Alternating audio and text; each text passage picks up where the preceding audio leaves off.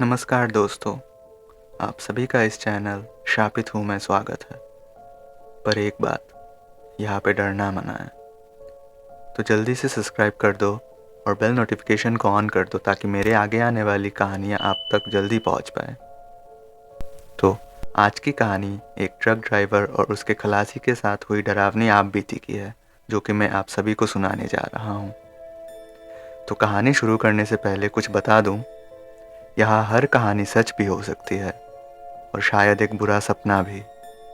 पर एक बात याद रखना, जितना आप सुनोगे उतना ही अंधेरा आपके करीब आता जाएगा। So sit tight, lights off, volume high, because the nightmare starts now. दिसंबर का महीना, रात का आसमान अजीब तरह का अंधेरा घेरे हुए था, जैसे किसी ने पूरे दुनिया पर काला कपड़ा फैला दिया हो। ठंडी हवा हाईवे के दोनों तरफ से तेज तेज चल रही थी और दूर तक कोई इंसान, कोई गाड़ी, कोई आवाज़ नहीं। इस सुनसान रोड पर एक बड़ा सा ट्रक सामान से लदा हुआ धीरे धीरे आगे बढ़ रहा था। उसके हेडलाइट्स धुंध को छाटने की कोशिश कर रही थी, लेकिन हर बीम हवा में ही गुम हो जाती। जो ट्रक चला रहा था उसका नाम राघव था। वो एक अनुभवी ड्राइवर है, जिसके चेहरे पर हमेशा शांति होती थी।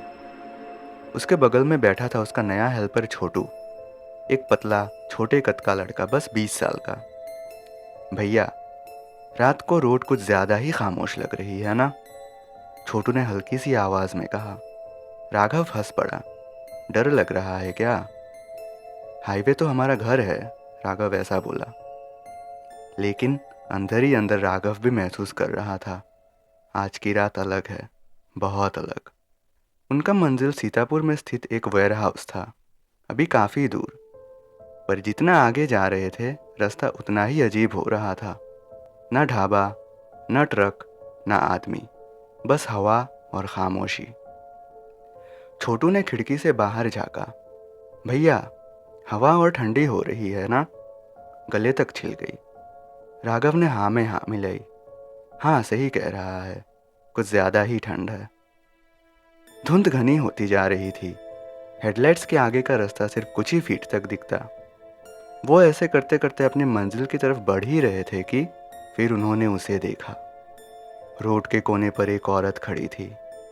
लंबे बाल, सफ़ेद साड़ी, उसका चेहरा बालों के पीछे छुपा हुआ। एक पल के लिए तो ऐसा लगा जैसे वो हवा से ही बनी हो। छोटू की सांस रुक गई। भैया, कोई औरत इतनी रात अकेले?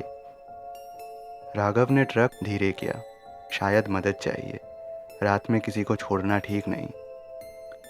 औरत ने हल्के से अपना हाथ उठाकर उन्हें रोकने का इशारा दिया।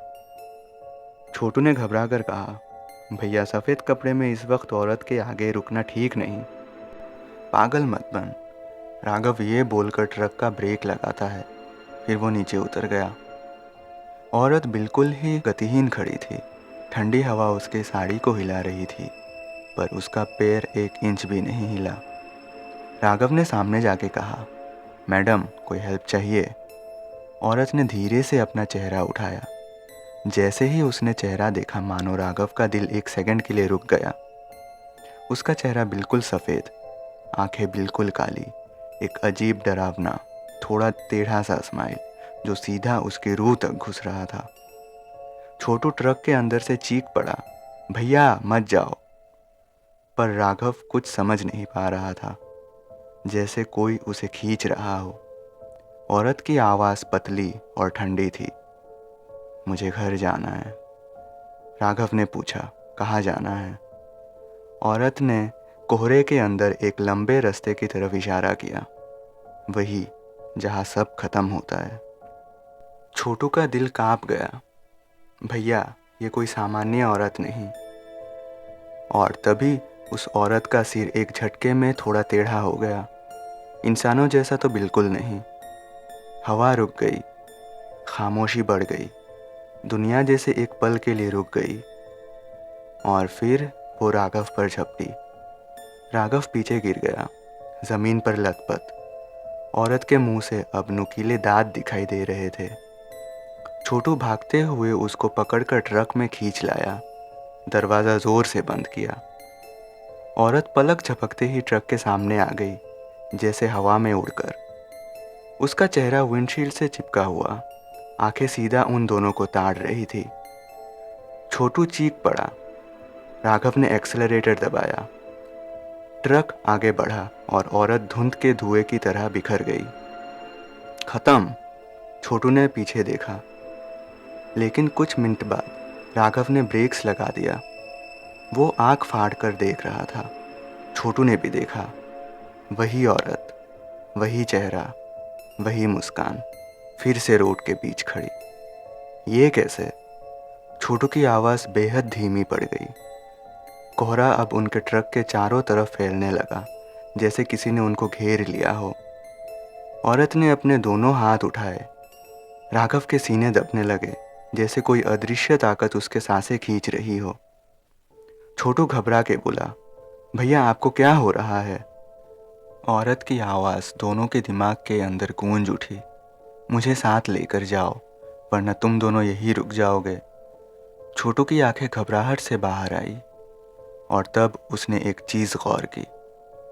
औरत का मंगलसूत्र टूटा हुआ, साड़ी फटी हुई और उसका एक पैर पीछे की तरफ उल्टा मुड़ा हुआ।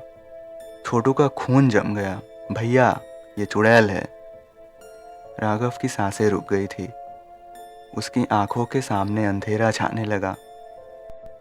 छोटू ने तुरंत ट्रक के शीशे पर लटका हुआ छोटा सा लोहे का त्रिशूल पकड़ लिया, वही जो राघव की बीवी ने रक्षा के लिए दिया था। छोटू वही त्रिशूल हाथ में लेकर चीखते हुए, जाओ, उसने जोर से चिल्लाया, हमसे दूर जाओ। फिर वो त्रिशूल उठाकर नीचे को उतरा।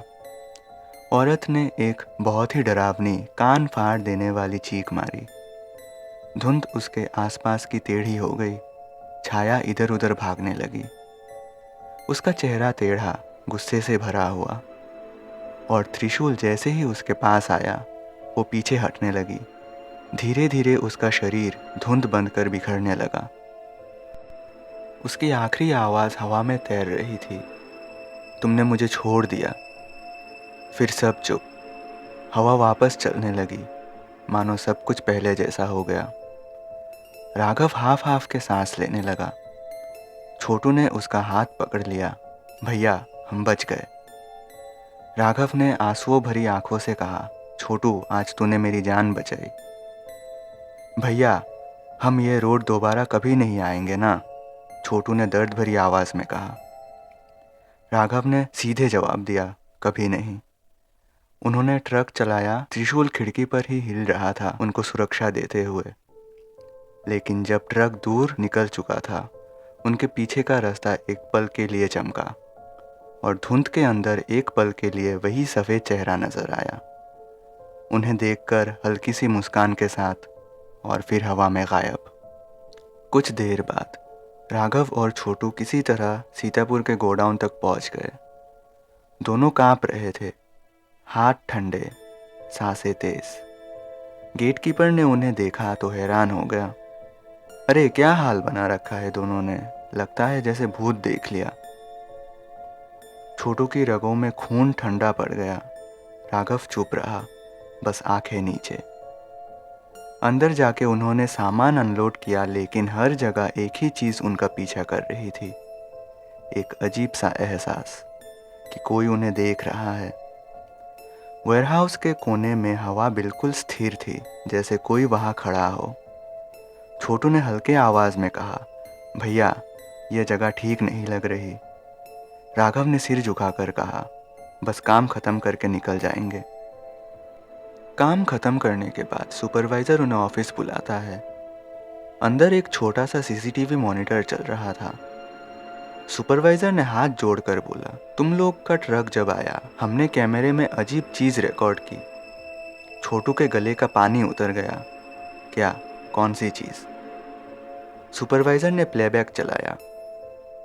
स्क्रीन पर दिखा, ट्रक वेयरहाउस के गेट के पास रुक रहा है, लेकिन ट्रक के ऊपर एक सफ़ेद साया बैठी हुई है और वो साया अपना सर धीरे धीरे उनकी तरफ मोड़ रही है।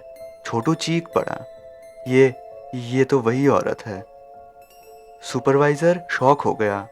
कोई औरत तो गेट पे नहीं थी, तुम लोग अकेला ट्रक लेके आए हो? राघव का चेहरा सफ़ेद पड़ गया। वो अपनी कुर्सी से उठ भी नहीं पा रहा था। सुपरवाइज़र ने स्क्रीन जूम किया। औरत का चेहरा ब्लर था, लेकिन उसकी आंखें सीधा कैमरे को देख रही थी, जैसे उसे पता हो कि कोई उसे देख रहा है। फिर अचानक गोदाम का बड़ा सा लोहे का दरवाज़ा ज़ोर से किसी ने थपथपाया। गेटकीपर भाग कर आया। अरे किसने नॉक किया? और तो कोई आने वाला भी नहीं है। सुपरवाइज़र डर के मारे एक जगह में जम सा गया। इतनी रात को वेयरहाउस पे कौन आया होगा? छोटू ने राघव का हाथ पकड़ लिया। भैया मत खोलना, प्लीज़ मत खोलना। लेकिन गेटकीपर ने उनकी ना सुनी। उसने हैंडल घुमा दिया। दरवाज़ा बस थोड़ा सा ही खुला, पर आगे कोई नहीं, बस एक ठंडी हवा का झोंका। गेटकीपर चीख कर बोला, अरे कोई तो था। छोटू का धड़कन तेज हो गया। गेट के बाहर कोई नहीं, पर नॉक अंदर से भी तो हो सकता है। राघव पलट गया। छोटू चुप, अभी नहीं। लेकिन अगले ही पल गोडाउन के अंदर डब्बों के पीछे से एक जोर का नॉक हुआ, जैसे कोई अंदर ही छुपा हो। फिर अचानक लाइट्स धीरे धीरे फ्लिकर होने लगती है। हर बल्ब एक एक करके डिम हो जाता है। अचानक राघव के पीछे से एक आवाज़ आती है, मुझे घर जाना है। वही आवाज़, वही लहजा, वही ठंडी सांसें। मानो राघव का जिस्म जम गया। पलटने तक की भी हिम्मत नहीं हुई। छोटू डर से चिल्लाया, भैया मत पलटो, वो यही है। लेकिन राघव अपनी हिम्मत जुटाकर धीरे से पलटा और उसने देखा वेयरहाउस के कोने में कोहरा सा छाने लगता है। और फिर देखते ही देखते उस औरत का छाया चित्र भी बन जाता है। लंबे बाल, टेढ़ा सिर, आंखें बिल्कुल खाली, और इस बार वो उनकी तरफ चल रही थी। हवा और ठंडी होती जा रही थी। लाइट्स फ्लिकर करते हुए अचानक बंद हो गई। पूरा वेयरहाउस अंधेरे में सिर्फ एक ही आवाज़ गूंज रही थी, औरत के हल्के कदमों से चलने की। छोटू रोते हुए बोलता है, भैया वो हमारे पीछे क्यों आई है? हमने तो उसका कुछ नहीं बिगाड़ा।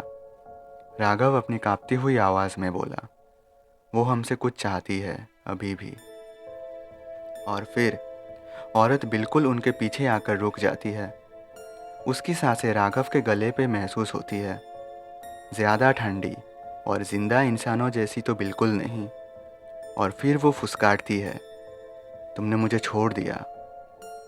लाइट्स बंद, हवा बिल्कुल सर्दी सी जम गई। राघव और छोटू कोने में खड़े तेज़ी से सांसें ले रहे थे। औरत उनके पीछे खड़ी थी। उसकी सांसें मानो राघव के कंधे को जमा रही थी। अब छोटू रोते हुए बोला, भैया अब क्या करें? राघव, पता नहीं, उसको हम नहीं रोक सकते। अचानक एक लाइट बल्ब फिर से ऑन हुआ, बस एक पल के लिए। और उस लम्हे में उन्होंने देखा कि औरत ज़मीन से थोड़े ऊपर हवा में तैर रही थी। उसके पैर उल्टे मुड़े हुए थे और उसकी हंसी और बड़ी होती जा रही थी।